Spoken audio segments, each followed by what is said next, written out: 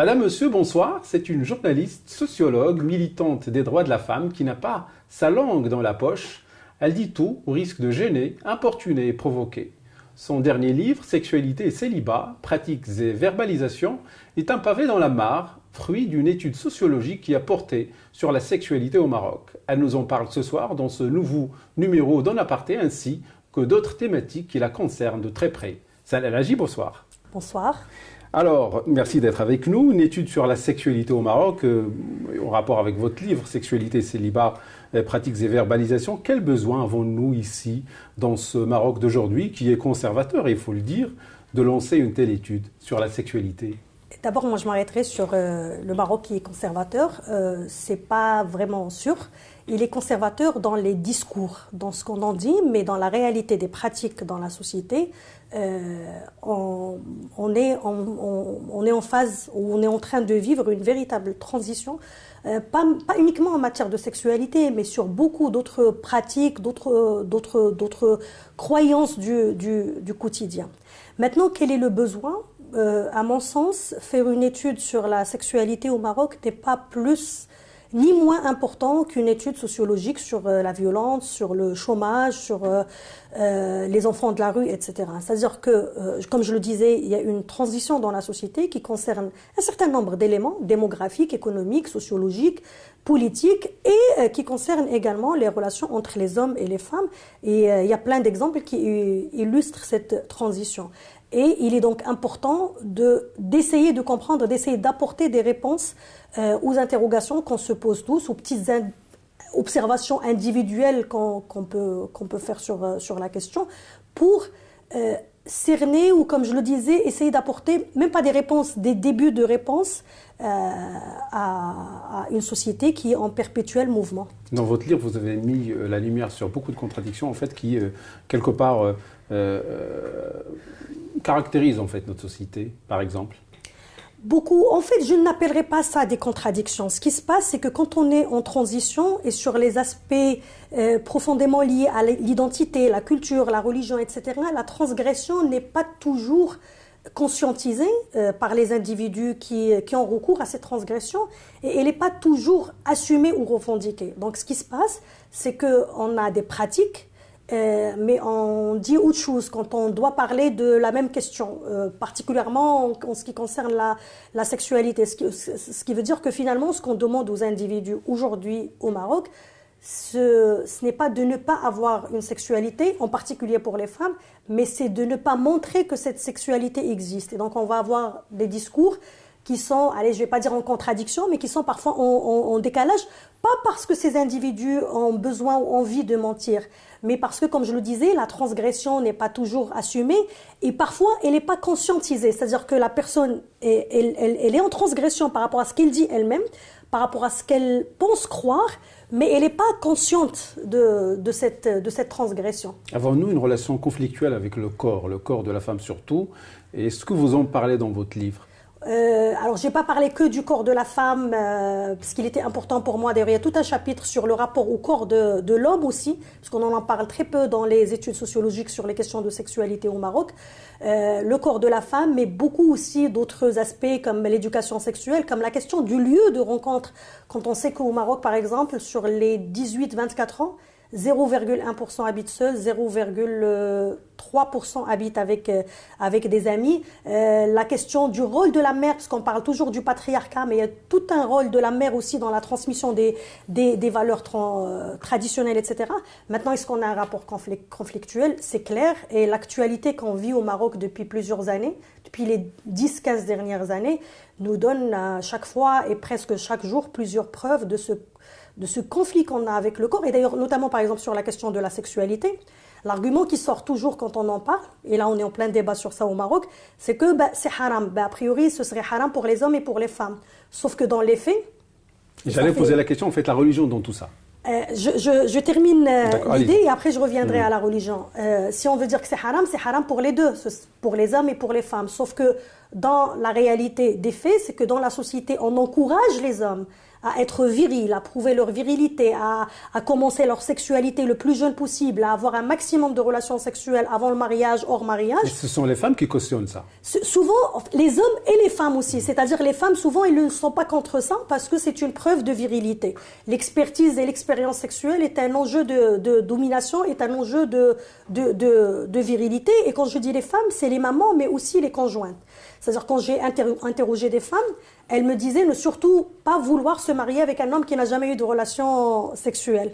Et en fait, voilà, il y a un rapport genré énorme dans la question du rapport à la sexualité, entre le rapport à la norme en matière de sexualité entre les hommes et les femmes. Votre livre Sexualité et célibat, c'est une étude en fait qui présente la société marocaine comme une, je dirais pas grande ou petite, mais comme consommatrice en fait du sexe, mais elle l'assume pas. Pourquoi, à votre avis? Grande consommatrice, elle n'est pas plus consommatrice que les autres sociétés. Je ne dis pas grande, hein, voilà. Je dis en tout cas consommatrice. Voilà, c'est comme les autres sociétés, c'est-à-dire que ce n'est pas une particularité marocaine, mais voilà, la sexualité fait partie aujourd'hui de notre quotidien. Et il faudra peut-être lever un autre bémol, c'est que souvent on nous dit que aujourd'hui il y a plus de débauches. En fait, il n'y a pas plus de débauches aujourd'hui que dans le passé. C'est juste on en parlait tout à l'heure, il y a des évolutions dans la société, dans les évolutions démographiques, et l'âge du premier mariage, l'âge moyen du premier mariage au Maroc a nettement évolué depuis les années 60. Et donc forcément, dans les années 60, les femmes se mariaient à 17 ans et demi.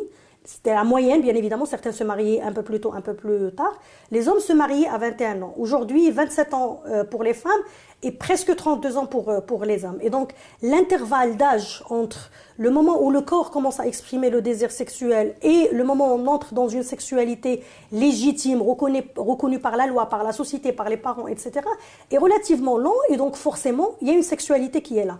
Maintenant, voilà, tout le monde n'est pas prêt à accepter le fait qu'elle soit là. Et donc, on la vit en cachette, où on demande aux différents individus, d'ailleurs dans le débat actuel sur les libertés sexuelles, ce qu'on vous dit, c'est faites ce que vous voulez chez vous.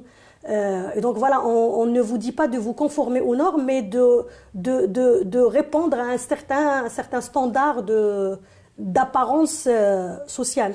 Voilà, et vous dites dans votre livre que c'est la femme, généralement, qui est mise sur le banc des accusés. Souvent, et je vais prendre un exemple très clair, c'est la question des mères célibataires. Si on a une femme qui est enceinte, c'est forcément qu'elle a eu une relation sexuelle avec un homme. C'est une relation hétérosexuelle qui a donné lieu à une grossesse. Sauf qu'aujourd'hui, dans les esprits, mais aussi dans les textes de loi, on va pénaliser les femmes qui tombent enceintes.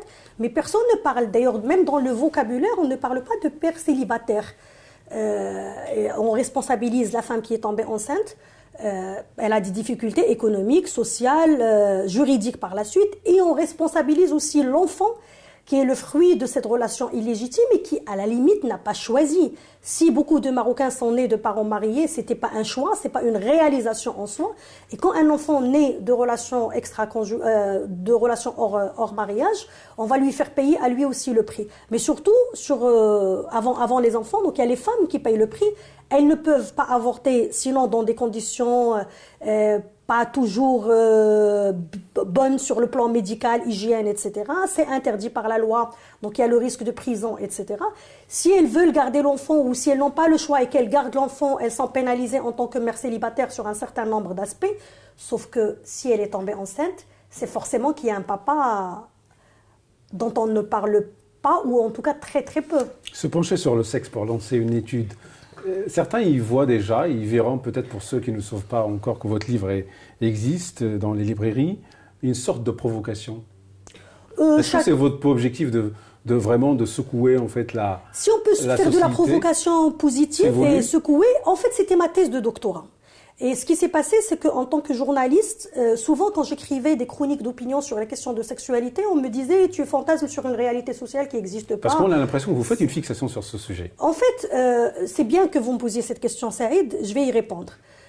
C'est normal pour quelqu'un qui a fait une thèse de doctorat sur la sexualité, qui a travaillé pendant 6 ans sur la question. Même en tant que journaliste aussi. Hein. Vos écrits, vraiment, ils sont assez liés en fait à tout des... J'allais répondre à ça. Allez-y. C'est normal pour quelqu'un qui a travaillé pendant 6 ans sur une question, à chaque fois que j'étais interpellée par une question, je pouvais en faire une chronique d'opinion. Maintenant, un jour, il y a 1 an et demi environ, je me suis amusée à recenser tous mes articles qui se comptent aujourd'hui par centaines. Parce que souvent on me dit, vous ne parlez que de religion, vous ne parlez que de sexualité. Et ce que j'ai fait, c'est que j'ai mis dans une case tous mes articles où je parle de liberté sexuelle, avortement, etc. et tous les articles où je parle de liberté de conscience, rapport à la religion, laïcité, etc. Et les deux catégories ont représenté 33% de mes articles. Ça veut dire que 67% de mes articles sont consacrés à d'autres thématiques de citoyenneté, de droits humains, d'égalité, de parité. Mais comme les deux sujets de la première catégorie secouent, dérangent, c'est ce qu'on va retenir. En fait, c'est l'autre qui fait une fixation sur le sexe, pas vous. Probablement, mais en tout cas, moi, et puis je dirais même, quand bien même, je ne fais que des articles sur la question de la sexualité. Un journaliste a le droit de choisir les thématiques qu'il souhaite traiter. Après, le lecteur, il a le droit de ne pas lire, c'est son droit. Il a le droit de lire, de ne pas apprécier le tout ou de ne pas apprécier une partie. Il a le droit de critiquer, mais personne n'a le droit de me dicter ce que je dois écrire et comment je dois l'écrire. Parce que voilà, chacun a un champ de domaine. Il y a des domaines que je ne maîtrise pas et puis c'est un domaine qui me passionne. Sur lequel j'ai fait des recherches pendant plus de 6 ans, parce qu'avant la thèse, j'ai fait aussi un master, mais là, le mémoire a été consacré uniquement à la sexualité féminine. C'est un sujet que j'ai choisi, et puis je ne vois pas pourquoi, par exemple, quelqu'un qui travaille sur le chômage, on ne va pas lui dire que vous écrivez que des articles sur le chômage. Parce que ce n'est pas un sujet qui va le perturber les lecteurs. Je vais aussi puiser, en fait, dans les critiques de ceux qui ne sont pas forcément d'accord avec vous.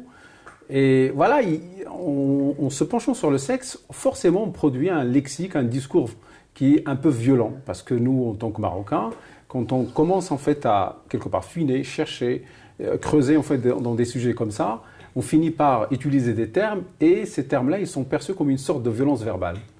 Vous pouvez me donner un exemple ? Quand on parle vraiment de la relation sexuelle entre un homme et une femme, déjà pour certains, pas pour moi, pour certains, c'est une sorte de violence verbale. C'est quelque chose qui les gêne. Et cette gêne, elle est difficilement vivable pour eux. Et du coup, la réaction, elle est souvent, on va dire peut-être violente aussi. Peut-être violente. De l'autre côté, il y a de la violence. En fait, qu'est-ce que vous répondez à ça ? Alors, c'est une perception. Parce que moi, je traite de nombreux sujets, mais on va s'arrêter sur la question de la sexualité. Ça fait partie des combats que je mène depuis plusieurs années pour les libertés individuelles et pour que chaque individu majeur assume ses responsabilités sur le plan des choix sexuels, mais aussi idéologiques, de croyances, etc. Comme je le disais, celui qui reçoit ça peut être dérangé par une position. Maintenant, quand cette personne, parce qu'elle est dérangée, va dans l'insulte et dans l'attaque personnelle, c'est ce que j'appelle de la violence. Mais que je traite un sujet qui dérange, finalement, si quelqu'un perçoit ça comme de la violence, ça reste sa propre perception. Parce que dans le langage que j'utilise, que ce soit dans mes chroniques ou dans le livre ou dans les quelques conférences et les émissions auxquelles j'ai participé, il n'y a pas de violence. En fait, la violence, elle est dans la perception par rapport à un sujet qui dérange. Et puis après, vous me donnez la perche pour penser à autre chose. Souvent, les gens sont violents avant de lire ou de regarder un contenu, parce qu'ils partent d'un préjugé qu'ils ont par rapport à vous. Et c'est une expérience que je vis depuis 1 an et demi. En juillet 2018, avec Hicham Rozak, on a lancé Marayana, qui est un site de débat de société. Et ce qui se passe, c'est que régulièrement, parce que c'est mon projet, donc sur mes propres comptes sur les réseaux sociaux, je partage tous les articles qu'on publie sur Marayana et pas uniquement mes articles. Et le nombre de fois où je reçois des attaques et des insultes personnelles pour des articles que je n'ai pas écrits. C'est-à-dire qu'il y a une personne qui a un préjugé par rapport à moi, par rapport à mes positions. Vous êtes catégorisé quelque part. Voilà, et un article d'une autre personne, d'un auteur du Maroc, parce qu'on a des contributeurs de la Tunisie, de la Jordanie, de la Syrie, etc. Et très souvent, il y a la photo de l'auteur. C'est-à-dire que la personne n'a même pas pris la peine de cliquer sur un lien, de lire. À partir du moment où on considère que c'est un tel qui a écrit l'article, c'est telle ou telle personne, on va être violent alors qu'on n'a même pas lu le contenu. Alors votre livre Sexualité et célibat, quelque part, c'est un autre édifice dans tout le combat que vous menez pour pouvoir un petit peu aider les femmes et lutter pour les droits des femmes. Quel impact avez-vous sur la société, vous, en tant que journaliste, sociologue, avec votre discours de femme moderniste ? Est-ce que vous arrivez à changer les choses ? Quel impact j'ai ? Il sera presque impossible pour moi de mesurer. Maintenant, on parle de la violence dont on a parlé tout à l'heure, mais il y a aussi des moments magnifiques où je peux être dans un supermarché, dans un café, en train de marcher sur la rue, et des jeunes femmes ou des jeunes hommes parfois viennent vers moi en me disant merci d'exprimer ce qu'on pense et on n'a pas toujours la possibilité ou la capacité de l'exprimer. C'est pas représentatif de tous les Marocains. Hein. Si vous avez tout comme ceux qui insultent sur les réseaux sociaux. C'est-à-dire que ça m'arrive par exemple de faire un passage dans une émission et je me fais lyncher sur les réseaux sociaux et le lendemain je suis dans un petit snack quelque part à Casa ou à Rabat et il y a le serveur qui me dit je ne suis pas toujours d'accord avec vous mais j'apprécie votre courage. Pourquoi on va considérer que celui qui insulte est représentatif et celui qui dit vous parlez pour nous n'est pas représentatif? En fait aujourd'hui on n'a aucune statistique sur cet impact, mais le fait est que aujourd'hui, quand je présente mon livre, j'ai fait des dizaines de présentations aujourd'hui, j'ai des parents qui viennent vers moi pour me dire je voudrais offrir votre livre à mon enfant, à ma fille ou à mon garçon, des hommes et des femmes, des papas et des mamans. Ça va être la manière avec laquelle on abordera la question de la sexualité avec nos enfants. Moi, si c'est juste un couple de parents qui me dit ça, et c'était pas qu'un couple, ça m'est arrivé plusieurs fois, je me dis c'est magnifique si je peux ouvrir le canal de communication entre des parents. Si j'ai des femmes, des hommes qui me disent bravo, vous nous encouragez à continuer soit notre combat au quotidien, soit notre rapport avec l'autre, dans le couple, dans la rue, etc. Je veux dire, c'est magnifique. Après, ce sont les réseaux sociaux qui ne sont pas représentatifs parce que c'est facile pour quelqu'un qui se cache derrière un pseudonyme d'attaquer, d'être violent. Mais c'est la mesure de la rue. Vous savez, je suis journaliste et on est dans un pays où les gens ne lisent pas beaucoup. Que les gens vous reconnaissent dans la rue sans grosse tête. Ça veut dire que vous avez quand même un impact. Si vous en tirez de la fierté, ça se voit. Forcément, oui. Écoutez, ce n'est pas de l'ego démesuré. Je ne pense pas, à titre individuel, transformer la société. Mais si je peux apporter un tout petit appui à un individu, à un parent, à une adolescente, à un jeune homme, je me dis que c'est magnifique voilà, parce que finalement, c'est des petites gouttes d'eau qui permettent... Et pourquoi j'insiste sur ça? Juste pour passer un sujet. Rapidement, pourquoi j'insiste sur ça? Parce que justement, on parle beaucoup des campagnes de lynchage ou de violence sur les réseaux sociaux. Et pour dire qu'il n'y a pas que ça. Ça existe et ça existera toujours. Pas que contre moi, mais contre beaucoup d'acteurs de la société civile et du monde intellectuel. Mais de l'autre côté le revers de la médaille, ou le côté positif aussi, c'est qu'il y a des gens qui apprécient et qui sont encouragés par ce que je fais et par ce que d'autres font. Vous parlez d'appui, un appui à la société. Croyez-vous que votre livre « Sexualité et célibat » pourrait avoir un impact ou plutôt un rôle à jouer dans ce débat maintenant actuel sur les libertés individuelles? Forcément. Après, mon livre n'est pas le premier. Alors, d'abord, je précise, c'est pas le seul livre sur la question de la sexualité au Maroc. Il y a eu d'autres travaux d'autres chercheurs au Maroc. Ici, on est en aparté, c'est vous qu'on reçoit aujourd'hui. Voilà, c'est juste pour dire que c'est pas un cas unique. Non, mais c'est clair. Maintenant, effectivement, le fait qu'il ait eu un aussi bel impact dans quasiment toutes les présentations que j'ai faites, il y a eu beaucoup de monde, souvent des salles archi-combles ou même avec des gens à l'extérieur parce qu'il n'y avait pas de place. Ça veut dire qu'il y a un intérêt. Et ça, c'est une réponse à ceux qui disent que c'est un sujet de luxe intellectuel, que les Marocains ne s'intéressent pas à ça ou que c'est un sujet tabou. Quand je fais une présentation à Rabat et que la salle est tellement pleine qu'on est obligé d'ouvrir une deuxième salle avec projection, au-delà de moi en tant que personne et au-delà de mon livre, ça veut dire que le Marocain et la Marocaine aujourd'hui ont envie de discuter de ça, se posent des questions, cherchent des réponses et veulent débattre de la question. Et ça, en soi, indépendamment de ma personne et de mon travail, c'est magnifique pour le débat sur la sexualité, sur les libertés individuelles au Maroc. La grâce royale accordée à Hajar Raissouni est-elle une sorte de feu vert pour qu'il y ait un débat constructif sur cette thématique qui est les libertés individuelles? C'est juste un appui magnifique pour le débat sur les libertés individuelles aujourd'hui. Et je trouve que l'affaire Hajar Raissouni, à titre individuel, c'est dramatique que ces personnes, que Hajar, son fiancé, le corps médical, aient vécu cette expérience sur le plan personnel. Donc c'est super bien qu'ils soient... C'est peut-être un mal pour un bien. Exactement. Si leur malheur individuel, et Hajar l'a dit elle-même, permet d'accentuer le débat sur les libertés individuelles, c'est magnifique. Et je pense que la grâce royale est un point très fort dans ce débat sur les libertés individuelles. Alors, je vais plutôt vous demander votre avis sur la déclaration d'Ahmed Raissouni, le alim, Et je vais lire pour pouvoir un petit peu juste rester fidèle en fait à ses propos que j'ai essayé en fait de traduire. Il dit de ces femmes qui sont sorties pour revendiquer une sexualité hors mariage, qu'elles sont perverties et qu'elles n'auront aucun droit et accès au sexe à cause de leur laideur. Comment percevez-vous ces déclarations? Comment peut-on les approcher? Alors, 2 points. Le premier point, c'est hautement misogyne, violent, agressif. Et puis le deuxième point, moi je me demande comment un alm, qui se dit défenseur de l'islam, se moque d'un physique qui est la créature de Dieu. En arabe, on a une expression qui dit « Ataskharu min al-khalqi am min al-khaliq » En se moquant du physique de ces femmes dont je fais partie. On se moque du créateur. On se moque du créateur qui a créé ces femmes, qui m'a créé comme je suis, qui a créé ces femmes comme elles sont. Et puis la misogynie, parce qu'il oublie que dans les défenseurs des libertés individuelles, il n'y a pas que les femmes, il y a aussi des hommes.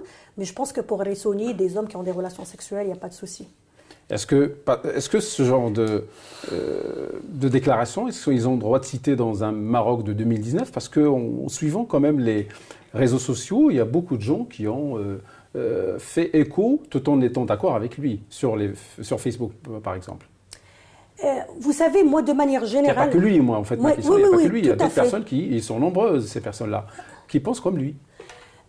Vous savez, moi ce que je trouve magnifique dans ce débat, il y a une grande masse de haine, de violence, de rage. Mais ça veut dire quoi? Ça veut dire que le débat sur les libertés individuelles n'est plus un petit débat d'intellectuels enfermés qui se retrouvent entre eux et qui se font plaisir. Aujourd'hui, le thème est dans la rue, sur les réseaux sociaux, dans les cafés. Donc forcément, il y a des gens que ça dérange. Vous me le disiez tout à l'heure par rapport à mon livre, par rapport à mes articles, etc. La pétition, le manifesto des 490, d'autres actions dérangent une certaine frange de la société. Et au lieu de débattre avec des arguments, elles vont s'exprimer avec une certaine forme de violence qui parfois est très très très agressive. Rissoni en a médiatisé ça parce qu'effectivement il est connu et qu'il est ce qu'il est sur l'échiquier politique, idéologique, etc. Il y a beaucoup qui pensent comme lui, mais aujourd'hui on est en train de débattre partout des libertés individuelles et ça en soi c'est un magnifique pas en avant. Peut-on vraiment avancer dans ce pays avec un article comme celui du Code pénal 490, avec une législation qui vraiment met beaucoup d'obstacles en fait en face et devant la liberté des personnes au Maroc? L'article 490, mais aussi les autres articles du Code pénal qui pénalisent les libertés, la liberté de conscience, les relations homosexuelles, etc., doivent être supprimés du Code pénal, parce qu'aujourd'hui, on ne peut pas, et d'ailleurs je me rappelle que vous aviez posé tout à l'heure une question sur la religion et je n'ai pas répondu, on ne peut pas continuer à vouloir gérer la vie privée et ce qui se passe dans les chambres à coucher des personnes adultes au Maroc. Maintenant, il faudra... faire la séparation entre, par exemple, homosexualité et pédophilie. Non à la pédophilie. Il faudra faire la séparation entre liberté sexuelle et... Parce que certaines personnes pensent que liberté sexuelle, ça veut dire qu'il y aura des rapports sexuels dans la rue. Non, des personnes adultes, majeures, qui ont des relations... Ce qu'ils appellent ibahia. Ibahia, exactement. Et ça... En dehors des courants officiellement idéologiques, il y a beaucoup de Marocains qui sont influencés par ces discours. Et en fait, concrètement, c'est pas parce que demain l'article 490 sera supprimé et que les relations sexuelles ne seront plus pénalisées que les Marocains seront obligés d'avoir des relations sexuelles. Celui ou celle qui considère que pour leur choix individuel, ils veulent vivre en abstinence jusqu'au mariage, ce sera toujours leur choix souverain. Mais les personnes adultes, consentantes, qui souhaitent avoir d'autres formes de vie ou de croyances doivent aussi être libres d'avoir le droit de pratiquer leur foi et de ne pas être obligés de se cacher, de trouver des solutions de bricolage, etc. C'est juste arrêter d'infantiliser le citoyen et la citoyenne marocaine, considérer que ce sont des personnes adultes et à partir du moment où il n'y a pas atteinte aux droits d'autrui, c'est-à-dire quelqu'un qui souhaite lui boire de l'alcool, il est libre. Mais maintenant, il n'a pas le droit de conduire en état d'ivresse parce qu'il y a une atteinte aux droits d'autrui. Les libertés sexuelles, oui, mais pas de violence sexuelle, pas de harcèlement, pas d'agression, pas de viol conjugal, pas de traite de personnes et d'utilisation ou de gestion de réseaux de proxénètes, de commerce de sexe. Et donc, à partir du moment où il n'y a pas d'abus, il n'y a pas de violence, il n'y a pas d'atteinte aux droits des enfants, et que c'est des choix de personnes majeures, adultes, l'État n'a pas à gérer ça. Voilà. Et pour parler de la religion du halal et du haram, le rôle de l'État n'est pas de nous faire entrer au paradis ou de nous sortir, de nous sauver de l'enfer. Le rôle de l'État, c'est de gérer nos obligations et nos droits. J'en viens à ma dernière question sur le voile. En fait, il y a un débat persistant en France maintenant. Est-ce que pour vous, le voile est une sorte d'aliénation de la femme? Honnêtement, oui. Parce qu'aujourd'hui, certains me disent... Oui, mais j'explique. Si vous me donnez quelques minutes, enfin, une minute pour expliquer. Quelques secondes. 50 secondes. 50 secondes, s'il vous plaît.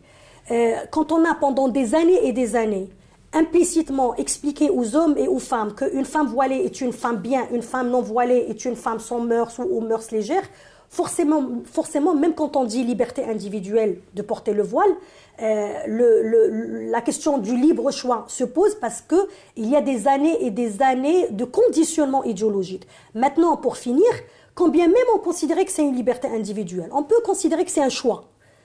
Dans ce cas, la mini-jupe et le short et le bikini doivent aussi être un choix individuel. On ne peut pas dire que le voile est une liberté individuelle et une femme qui porte une mini-jupe ou un bikini est une femme qui mérite qu'on la harcèle dans la rue ou qu'on la viole. Voilà, Sanaa El Hadji, merci. Merci Saïd. Madame, Monsieur, merci de nous avoir suivis. Au revoir.